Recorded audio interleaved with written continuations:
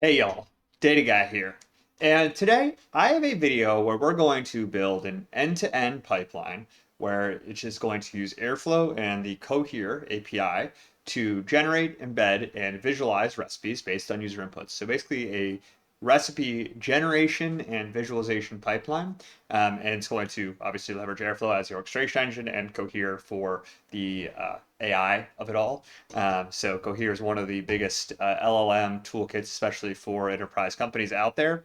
And so we're going to be leveraging them to generate recipes for each country in a given list of countries. And then we are going to generate embeddings from those stacks. I'll break it down step by step once we're in there, but basically get countries, get ingredients from the different DAGs that we want to use, from the DAG parameters we're going to use, then get a recipe from the Cohere API to generate a recipe for each country in that list. Then we're going to generate embeddings for each of those recipe texts. So generating them in a format that can be consumed by a vector database.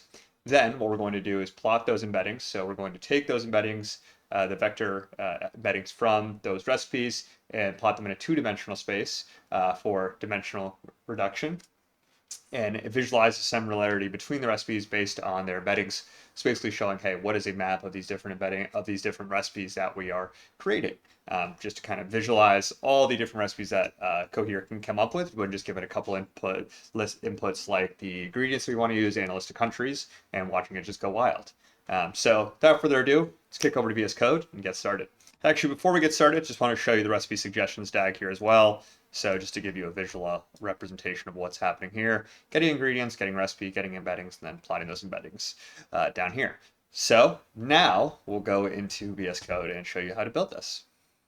So if you've not watched any of my previous videos using Airflow locally, all I'm doing here is using the Astro CLI. So you can use brew, install Astro, and then run Astro dev init to generate a blank Airflow directory here, Dockerize, then run Astro dev start to actually start that Airflow environment.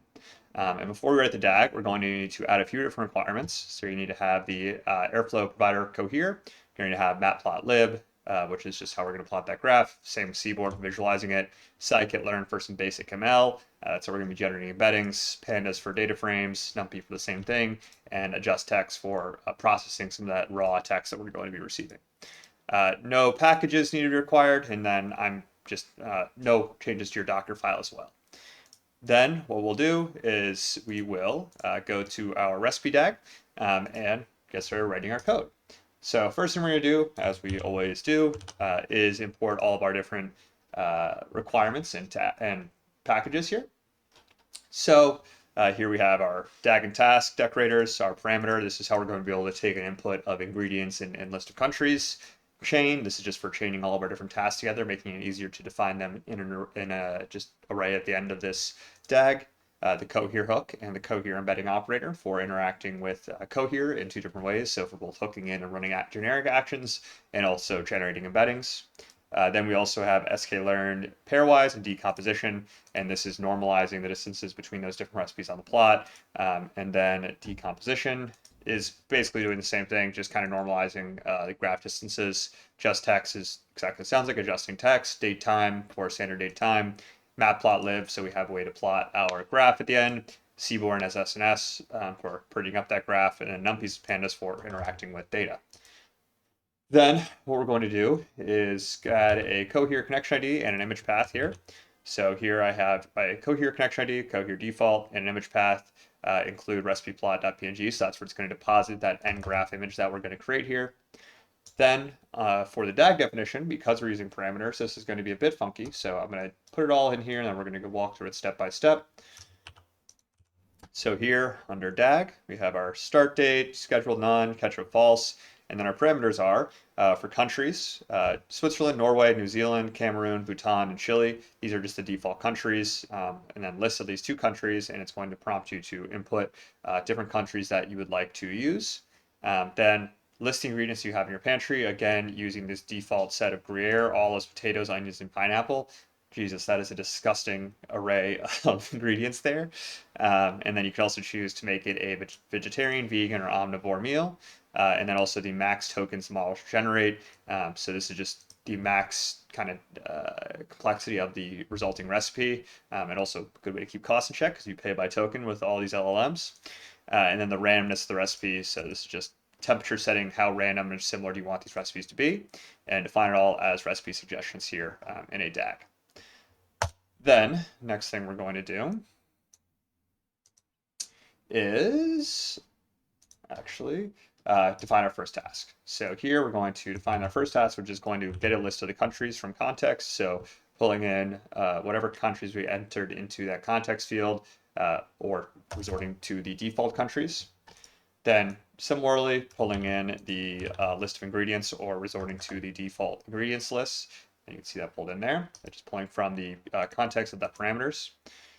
Then we're going to define the get recipe task. So here define the task get a recipe, and then we are going to get recipes from the Cohere API for our pantry ingredients in a given country. So in this task, we're interacting with the Cohere API to generate a recipe for each country within this list, which is based on the specified ingredients, the recipe type as well, maximum tokens, and randomness. And this will use the Cohere hook to establish a connection to Cohere and send a prompt to generate the recipe. And then those generated recipes are saved to text files. So here we are going to do exactly that, get the recipes from the Cohere API. So here we have type, context, params type, max tokens recipe, randomness recipe, and then we are also getting the Cohere connection ID, and I'll show you how to set up your connection ID in our environment file and at the end of this tag. Then response using that Cohere hook, what we're going to do is response equals co-generate, model equals command, and this is going to use that Cohere hook to generate a response to please provide a delicious type, using some Jinja templating to inject our different parameters within here, and then giving it some bonus points, giving it the max tokens and the randomness of answer.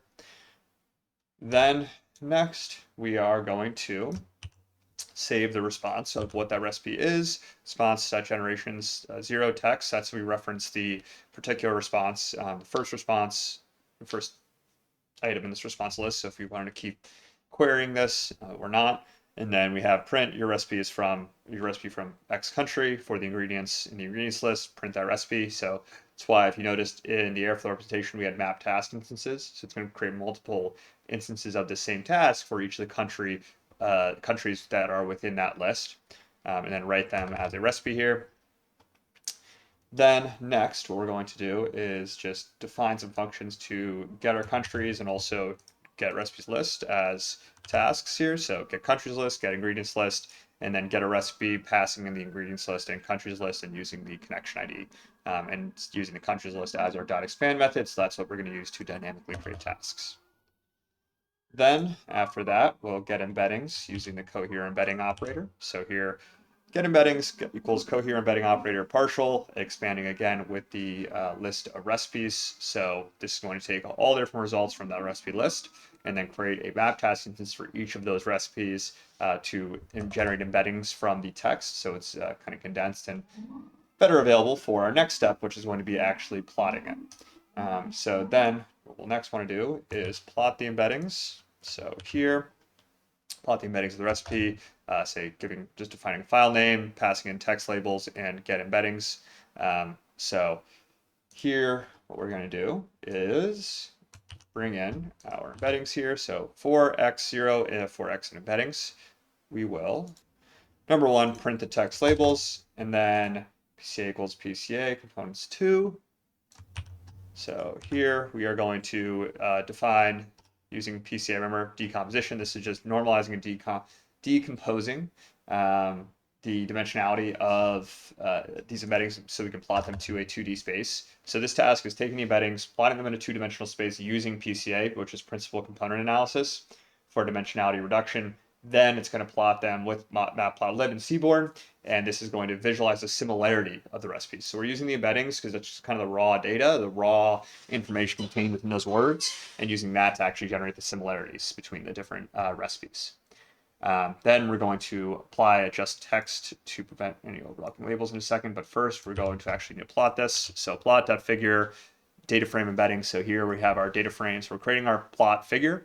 Then we are bringing in our embeddings, so reduced embeddings after we've flattened them to the two-dimensional space, columns PC1 and PC2, and then scatter plotting our different recipe embeddings on this plot. And then what we're going to do next is just add some labels and clean it up a bit. So setting our font style to color black, texts equals an array of text here. We're going to just basically add a label for each embedding as its country. So you can see reduce embedding also contains country information, and then we'll also after that, so after we've added all the labels for each country, we're going to use adjust text, and this is why we brought in adjust text, because it's going to prevent any overlapping labels within our graph, so you get a nice pretty graph in the end. Then we're also going to exclude any examples where the distance between 2 points is 0, because they're just going to be over each other. And then what we're going to do is plot the distances between each of these shapes. So distances here, so looking at the different distances between each shape, so each end within this array of embedded points, and this is going to indicate the Euclidean distances, which is basically implying the recipe similarity. So 2 points that are really similar based on raw distance are very similar in terms of their recipe similarity. So that's kind of the reason why we're doing this here. Then we're again adding some handles. So this is just defining, so legend handles for distance and distance lines, plotting that on our line as a gray line so that you can see the distances between each point. And that's just as legend handle there. And then also adding legend labels to each of those handles. You can see just adding that based on our text labels. And then for each in reduced embeddings, we're going to do here. So is just basically add, so this was just appending them to a list of the actual lines we want to create, and then this is actually adding those lines to the graph. And then what we're doing is putting it all together, plot legend. So this is just adding a legend in the graph that describes the handles, labels, distances for the distances between the different points in the graph. And then we have a few other different kind of little titles and labels we're adding. So 2D visualization of recipe similarities, PCA component 1, PCA component 2, and these are just abstract components of the embedding similarities, and then just plot close, so saving it in our local folder, and then closing out our plot. And then, once we're done with that, we can use the chain method and to just add all of our tasks in a linear flow, since that's what they are. And now we have get embeddings at output, countries list. So that's why you saw that connection earlier, because it's also got to bring the list of countries so it knows which countries' names are to plot when it plots them. And there we have it. Your recipe suggestions is called there. Now within your environment file, you're just going to want to add your connection type Cohere, and password is going to be your Cohere API key, and then just run astro dev start, and you can start up your environment. I already have it running, so now let's go over there, run this DAG, and take a look at what it looks like.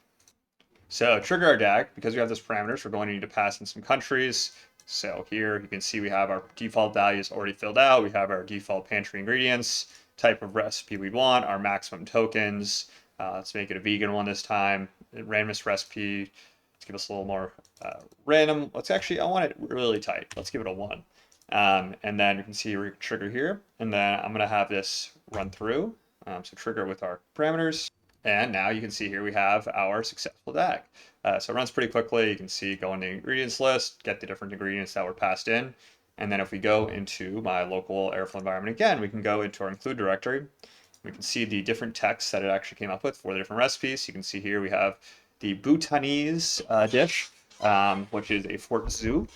Cameroon is a camembert gratin. Wow, that sounds really good. Chile is a pastel de choclo, traditional Chilean dish. And then we have New Zealand, patatatouille, which is interesting. And then we also have Norway, which is called Norway Sudenfer de Sada. Interesting. And then finally, Switzerland, potato and cheese raclette. So it's probably not going to be my favorite out of here, but I haven't tried this Cameroonian thing, so that sounds really good. But then our recipe plot here, we can see here you have the different licenses. We have a legend we created of our different lines, and then T visualization of recipe similarities. You can see that Switzerland and Bhutan and New Zealand actually have a very similar recipe versus Cameroon, Chile, and Norway are all over the place on their recipe, what they create with these ingredients. So That's all I have for you today for this video. So I really hope that you enjoyed. I hope this was helpful, and I hope it inspires you to go out there and create something yourself. That's all I have for you today. Data Guy out.